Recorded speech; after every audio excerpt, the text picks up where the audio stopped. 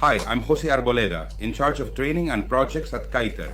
Let's explore SPF Concept together. To begin, we need to talk about the directive that was issued in 2009, where heat pumps were already granted a quota of renewable energy consumption. This later evolved into an assimilation by right, stating that the heat pump was partially renewable, which is the reason why the heat pump has gained significant momentum for producing ACS. Later, we'll need to discuss SPF, which is what we'll do in this video, and we'll have to talk about a commission decision on SPF quota and calculation methods. However, that is not the mission. Instead, our goal is to transform the abstract concept of SPF, which states that renewable energy equals usable energy divided by 1 minus SPF, into a concrete idea in our minds that helps us gain a better understanding of how this calculation works and its implications. To do that, we need a clear understanding of two concepts. The first is how the electrical energy consumed by our heat pump is generated, and the second is how our heat pump operates. These are two concepts that you probably know, but we are going to revisit them with some additional details. The first concept is that in order for us to have 1 kilowatt hour of usable energy for the heat pump, let's say energy from the socket, we have to, due to our production method, generate that electrical energy, for example, by burning natural gas with an efficiency of 45.5%, which means that to generate 1 kW of usable energy, we would need 2.2 kilowatt hours of natural gas production to generate that electricity.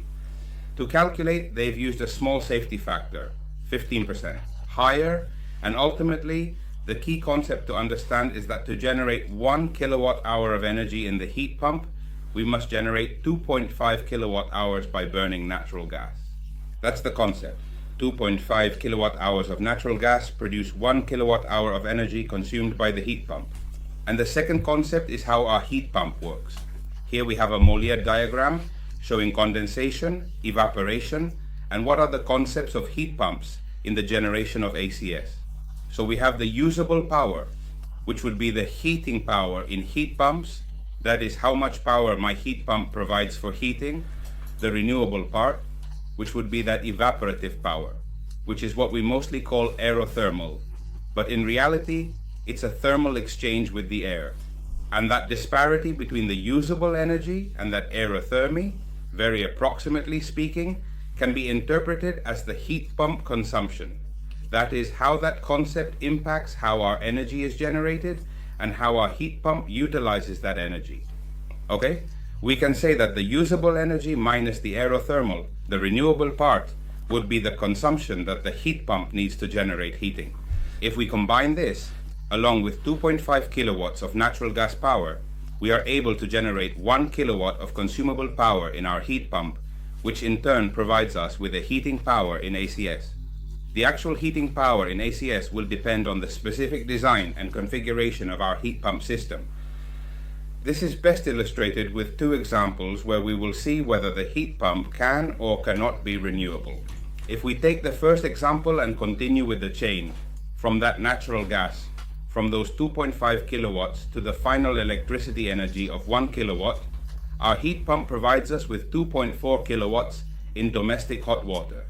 Heating power of ACS1 evaporation, that renewability or that aerothermy of 1.4 kilowatts for efficient heating. If we calculate the energy, we obtain that the primary energy was 2 kilowatts, 2.5 kilowatts, and the final energy, the usable Q, is 2.4. We have not generated anything. What we have done is utilize 2.5 kilowatts of primary energy to produce 2.4 units. Along the way, we have lost energy. So we cannot claim to be renewable there because we have not utilized anything that was not already present in that natural gas. If we take the second example, we see that by following the chain, we do the same. But now we have 3 kilowatts of usable power in generating ACS compared to an air source heat pump, an exchange with the air, that renewable part of 2 kilowatts. If we make the same calculation, we see that with 2.5 kilowatts, we have generated 3 kilowatts for the power of ACS. We've created something. Where did we get that from? From the aerothermal energy that was previously set at 1.4 and has now been transformed into 2. So we've indeed utilized renewable energy. We've harnessed that energy from aerothermal sources. Now we are fully renewable. Here we already have a renewable component. If we refer to the initial equation, which was abstract, it states that the aerothermal energy, a part of the renewable energy, is equal to the usable energy minus the SPF factor. And we solve for the SPF. If you take a piece of paper and a pencil and solve for it, you'll see that the SPF is the usable heat output.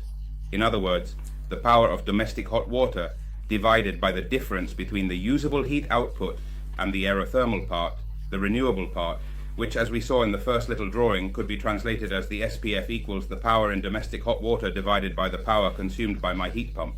It's a COP concept, but to begin with, it has two aspects.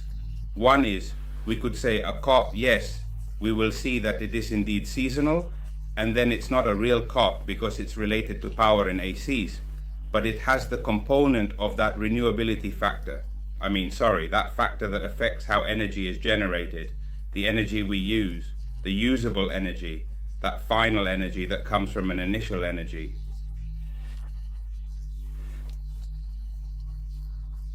When we work with a heat pump, the concept of COP, that copy is not included, but rather we simply work with final energies.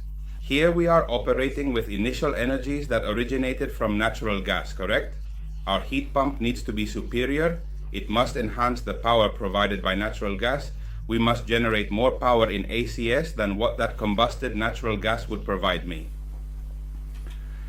Hence, we can say that the SPF, in quotes, is the power, the usable power, that power in ACS divided by 1 kilowatt hour of final energy, indicating what my heat pump does with 1 kilowatt hour of final energy. Let's see what it does. Well, in the example, we observed that we were utilizing 1 kilowatt hour of ultimate electrical energy. We were utilizing 2.4 kilowatts in ACS, so our Q was 2.4 kilowatts, and the SPF, if we divide it, Q divided by the energy. By that 1 kilowatt hour of ultimate energy is 2.4, and we already observed that we were not renewable.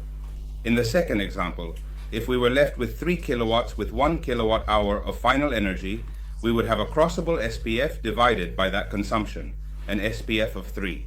What if we were renewable? Where is the boundary? The boundary is there. The line between good and evil is set at SPF 2.5. With 2 5s or more, we are already renewable. If we have an SPF of less than 2.5, we are not renewable. However, going back to the equation, that SPF is one power divided by another power, which is an instantaneous power. Like COP is not seasonal because it has the S for seasonal, it is an SPF, it is seasonal. Then it means that it must be calculated throughout the year and depending on the specific area where it will operate. If you work in a cold area with temperature profile 1, different hourly temperature profile compared to, for example, a medium zone or a warmer zone, and besides, no heat pump installed here, but ACS heat pump can provide us with various supply temperatures. We can boost it to 45, 50, 65, 70, 80, which will cause that SPF 5 to vary significantly, and where that ACS is being generated and how that ACS is being generated, at what temperature it is being generated, making it different, and there are testing methods, calculating methods to determine those SPFs in each of the zones with different supply temperatures. Well, this is all I wanted to share today. I hope that SPF is a bit clearer now.